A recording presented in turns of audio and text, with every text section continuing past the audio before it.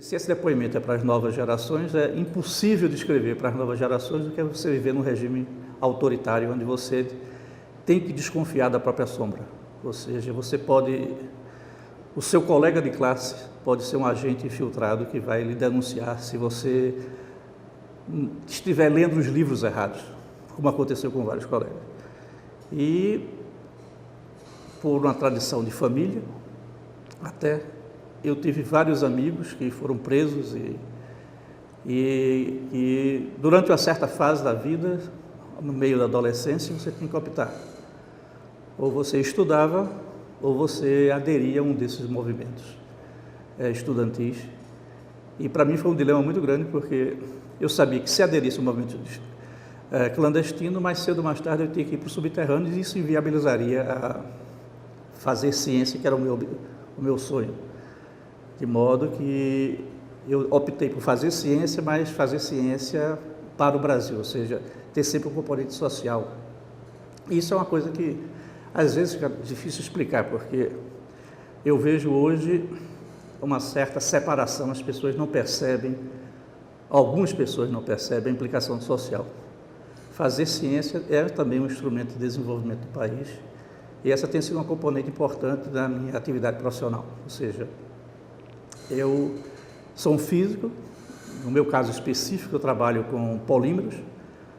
Para quem não sabe, polímeros são moléculas muito compridas, moléculas grandes, que estão presentes em várias, na natureza, proteínas ou em borracha natural e assim por diante, mas os polímeros que me interessam são a classe nova que foram sintetizadas, reconhecidas pela primeira vez nos anos 70, são os polímeros condutores.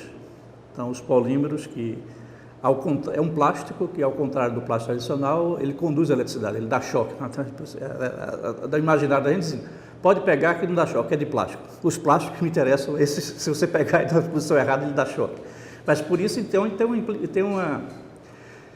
existe uma explicação por trás, o entendimento do comportamento desses materiais é algo que eu tenho me dedicado.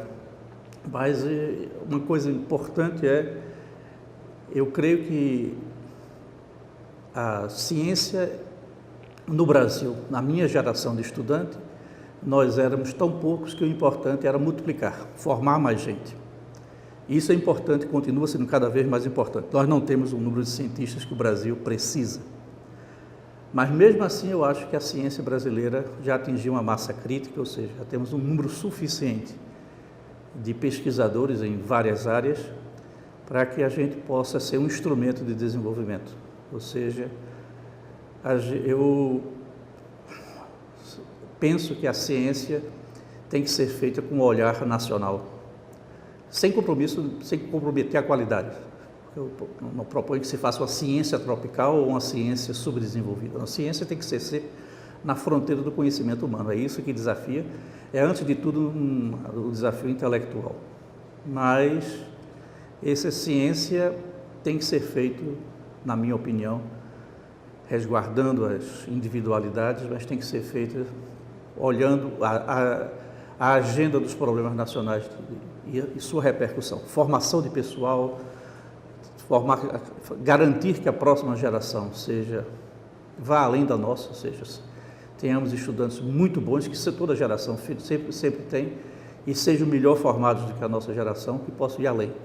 E, além disso, nos preocuparmos com a superação de problemas que a sociedade brasileira atravessa e que precisa. E a nossa participação pode se dar na vida profissional ou na multidimensionalidade como cidadão. Ou seja, não se esgota a sua atividade apenas dentro da sala de aula, do laboratório, ou na interação constante. Como cidadão, você precisa